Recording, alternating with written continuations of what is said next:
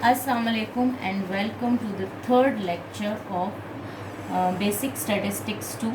So in our first two lectures we have discussed probability. Now again we'll solve questions related to probability in this lecture. First of all, we'll solve this question and then it will make you more clear.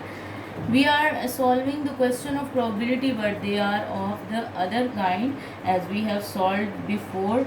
The selection was just of one, or the probability of was just for a one event or one selection was there. But here and we will read the question and we will solve the question. So selection is more than one. When you have more than one selection and you have to find the probability of something, so you will use combination formula here. Combination we have discussed in our first lecture, that combination is the counting technique or the ways of selecting some items from other items is called combination. So starting from the question, it will make you more clear. We'll solve question number 6.21 part A from your book, chapter number 6. Of 12 eggs in a refrigerator, 2 are bad. From these 4 eggs are chosen at random to make a cake. What are the probabilities that number 1 is exactly 1 is bad and number 2 is at least 1 is bad? So here we have total of 12 eggs. N is here 12 and 2 eggs are bad. Bad eggs 2, which means if 2 are bad, then 10 will be good eggs.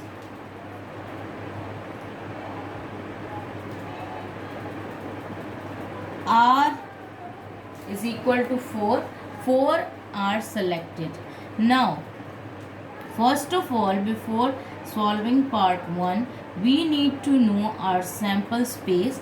Here we cannot write the whole sample space because situation is a different. Situation is of selection here. So we are going to use just the number of items or the number of elements in the sample space. So number of elements, we will to find the number of elements in the sample space, we will use the combination formula NCR. Here N is 12 and R, the number of selection, is 4. So using scientific calculator, as I told you before that scientific calculator is must in solving the problems of statistics. So you must have the scientific calculator. Now part 1 says that exactly 1 is bad. So here is an event A which says that exactly 1 is bad. Now the number of elements in A, we will again use the combination formula, but we will split this combination into two parts. One first for bad eggs and then for good eggs. Now we have 2 bad eggs and 1 bad egg is selected from this, and the rest of eggs are 10, and because the selection is 4, so 3 will be good eggs. Now again, by using calculator,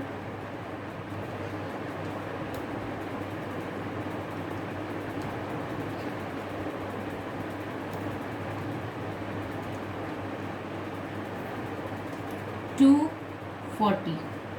So here the probability for A will be number of elements in A divided by number of elements in sample space S, which is equal to 240 divided by 495.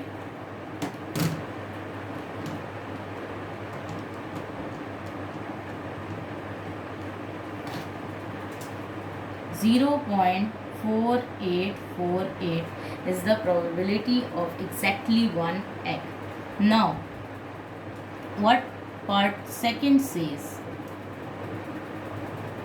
Part second says that at least one is bad. So here we will have event B, which says that at least one is bad. Again we will make the number of, we'll calculate the number of elements in our event B. Here we will categorize, or we will split it into two parts. At least one means one or more. One can be bad or more can also be bad, because here are just two, so we will split it into n for one egg, one bad, plus n for two bad. Again nb will be equal to n for one bad. We can take directly from part A 240 plus n for two bads. So there are two bad and two are selected. Rest of are 10 and 2 are selected from this again. So 240 plus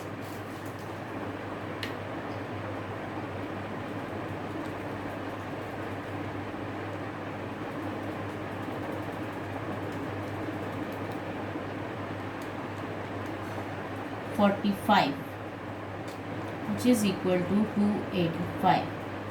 Now for probability of B, n of B divided by n of S is equal to 285 divided by 495, which is equal to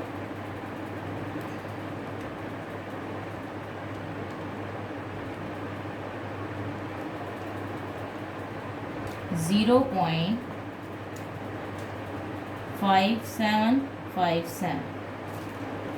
So this was question number 1. I hope you have understood it. Again I am solving another question which is similar to this, which says that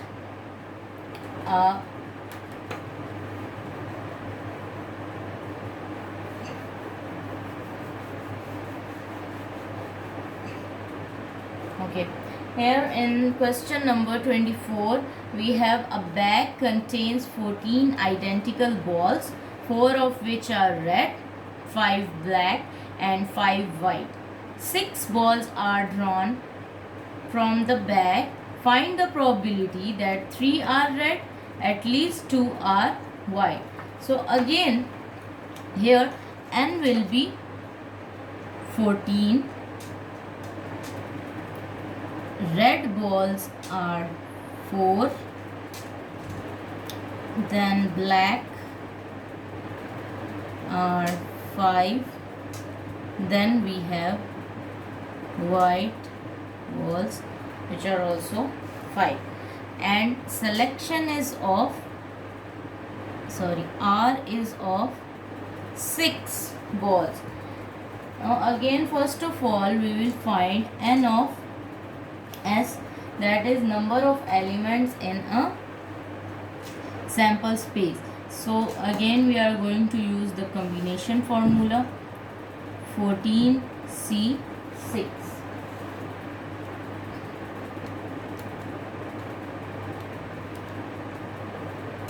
which is equal to 3003, and part 1 says that event A says that 3 are red.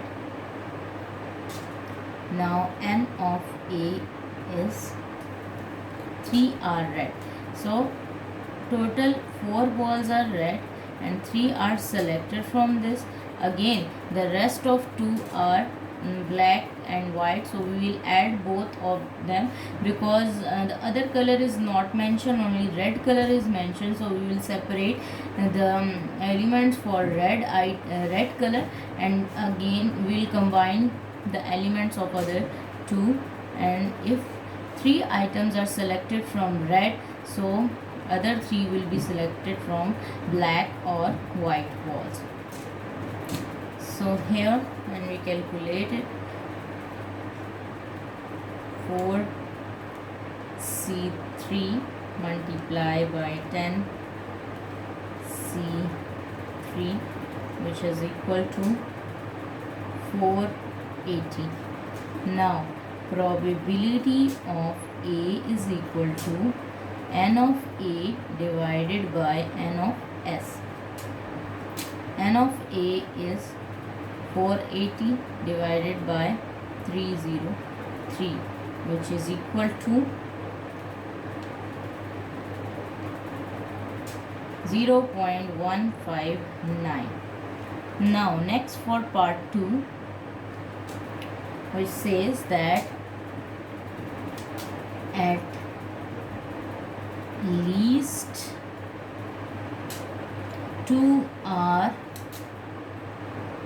white. So here we have at least 2 are white. So again we are going to find the number of elements in B. Total white balls are 5, and it says that at least 2 are white. So we will split it into number of elements when 2 are selected.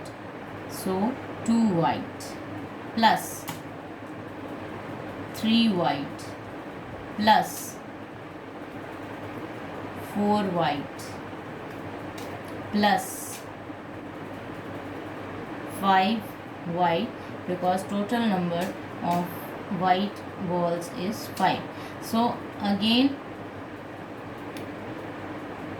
5C2 and add rest of the colors, which are red and black. So if 5 is taken from 14, so 9 will remain, and 2 balls are taken from white, so other 4 balls will be remaining. Next 5C3 9C3 plus 5C4 9C2 plus 5C5 9C1.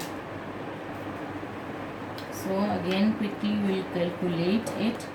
5C2 plus 9, multiply by 9C4.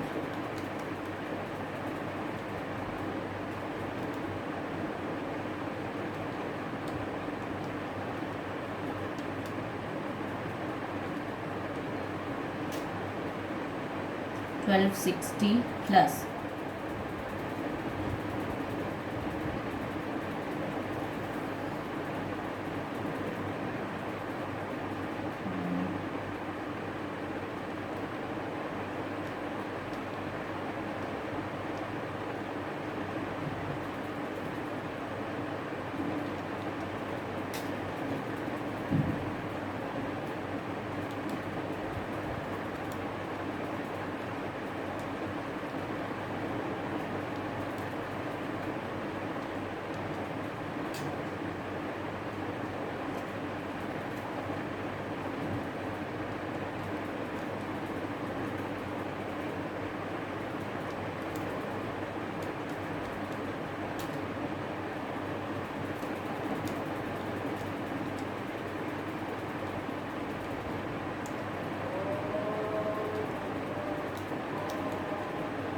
So here total elements in event B are 2, 2, 8, 9. So again probability for part B will be, for event B will be n of B divided by n of S, which is equal to 2289 divided by 3003, which is again equal to 0.76. So this is the way when we solve the question for probability, when in which some selection or some division of the elements are concerned. So we use, this was the second type to solve the questions of probability. So now moving to our next topic, that is laws of probability. So here are many laws of probabilities, but the main one are complementation law of probability, addition law for mutually exclusive event, addition law for non-mutually exclusive event, and multiplicative laws. So today in this class, in this lecture, we are going to study these three laws, and the rest of the laws we will discuss in next lecture.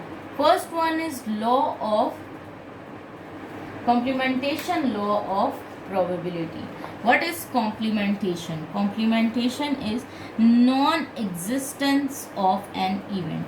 For example, if we have an event A, so its complement will be, if we take the complement of this event A, this means that we subtract this event A from the sample space. And now if we apply the probability on both of the sides, so probability of A complement, which can also be written as A bar, is equal to probability of S minus probability of A. Now we know that the probability of S, which is sample space and which is the sure event, is always equal to 1. So we can write that the probability of A complement is always equal to 1 minus probability of A. Now why 1? Because we know that the range of probability is from 0 to 1. And if there is an event which is impossible to occur, so the probability will be 0, and if there is an event which is sure, which has to be occur in any case, is its probability is 1. So here S is sample space, and we know that sample space will occur in any time, so it is a sure event. That's why its probability is equal to 1. So this was simply the law of complementation for probability, and further we'll solve the question for this question about law of complementation. Next is addition law for mutually exclusive events. Addition law for mutually exclusive event. Now this also I have discussed in lecture number 1, that what are the mutually exclusive events. Mutually exclusive events are those in which there is no common point, and existence of if one shows the non-existence of the second element. The definition is like this, that if we have two sets A and B which are mutually exclusive, A and B which are mutually exclusive, then the probability that at least one of them occurs is given by the sum of separate probabilities of A and B. Now either both of them occur means that either A or B occur.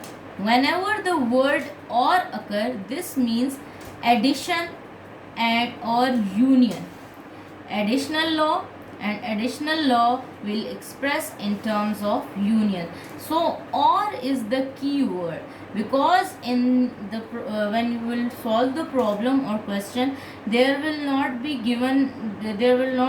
clearly given that solve the apply the addition law or apply the multiplicative law, it will not be clearly given, but the word or will indicate you that this is addition law and you have to use union. So how we will state this law? Probability of A union B is equal to probability of A plus probability of B, because there is no common point. So we will write this theorem, and this is the theorem of addition for non-mutually exclusive event. Now we will solve one question which will make you more clear. If A and B are mutually exclusive events and a probability of event A is 0.4 and probability of event B is 0.5, find number 1. We have to find probability of A union B, which means that which directly means that it is the law of addition law for the mutually exclusive events, because directly in question it is given, but not all the time it will be given. So that's why you have to be careful in solving the questions. So now this law we know here, we'll solve it here. Part 1, probability of A union B, because they are mutually exclusive, will be equal to the sum of their separate probabilities. 0.4 plus 0.5, which is equal to 0.9. So this is part 1. Now for part 2. Part 2 is law of complementation is applied here, and we know the law of complementation is equal to 1 minus probability of A. So 1 minus probability of A is 0.4, so 0.6 is the answer. So I hope this is more clear to you, and these are very simple laws or simple rules, but just you have to memorize it and learn it. Now the third one and the last topic for today is addition law for non-mutually exclusive event. So addition law for non-mutually, first of all we have discussed for mutually exclusive, and now for non-mutually exclusive event.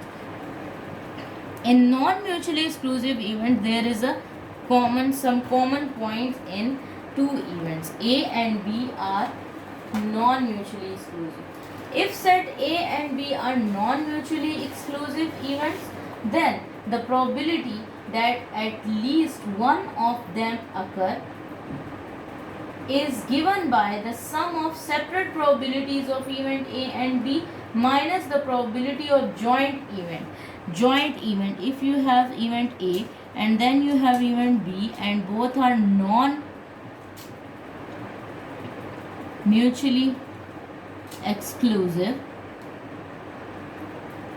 so then the probability that A or B occurs, which you can also write like this, probability of A or B occur is equal to the sum of their separate probabilities minus their joint probability. So their joint probability means some common point. So here their joint probability will be A intersection B, because intersection measures the common points. Now it will be more clear when we solve this question. This is again from your book, chapter number 6, question number 6.27, part C. In a group of 20 adults, 4 out of 7 women and 2 out of 13 men wear glasses. What is the probability that a person chosen at random from the group is a woman? Or, look here, the word or is used, so this word or shows that this is addition theorem, addition law.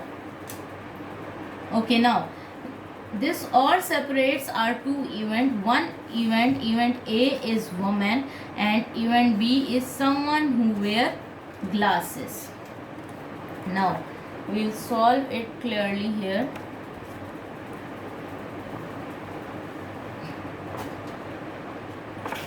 Event A, woman. Event B is someone who wear glasses.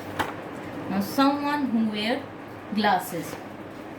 So we have total n is here, n of sample space is 20 because there are total 20 elements and selection is of 1, so there is no need of combination here.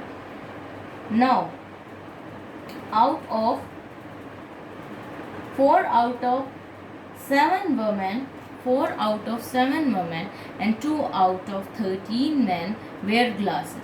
First, event A, number of elements in event A are 7 because there are 7 total women, and number of elements in event B are those persons who wear glasses. So 4 plus 2 because 4 women and 2 men wear glasses. So 4 plus 2, 6. Now we will find separate probabilities for A. First of all, that is 7 by 20, which is equal to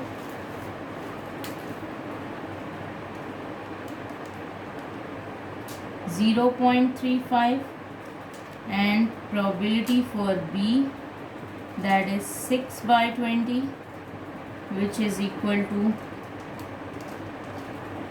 0.3. Now combine their combined probability. Now for their combined probability, first of all we need to know the persons who wear glasses plus those who are women. So we need to know here the women who wear glasses. So there are 4 women who wear glasses. It is mentioned in the question. So 4 by 20 will be its probability, that is 0.2. Now applying the theorem, probability of A or B is equal to probability of A plus probability of B minus probability of A intersection B. Now probability of A is 0.35 and probability of B is 0.3, minus 0.2. This is 0.65 minus 0.2, which is equal to 0.45. So 0.45 is the probability that a woman or someone who wear glasses will occur. So this is all for lecture number 3, and now you have to solve some assignment. This is your assignment. We have to solve some questions. Page is mentioned that question number from page number 220 and from page number 221, chapter number 6, you will find all these questions. These are 5 questions, so you have to solve these 5 questions in 2 days, 2 working days, and then you have to solve it on the paper, and then you have to take picture and send it to me. Thank you so much.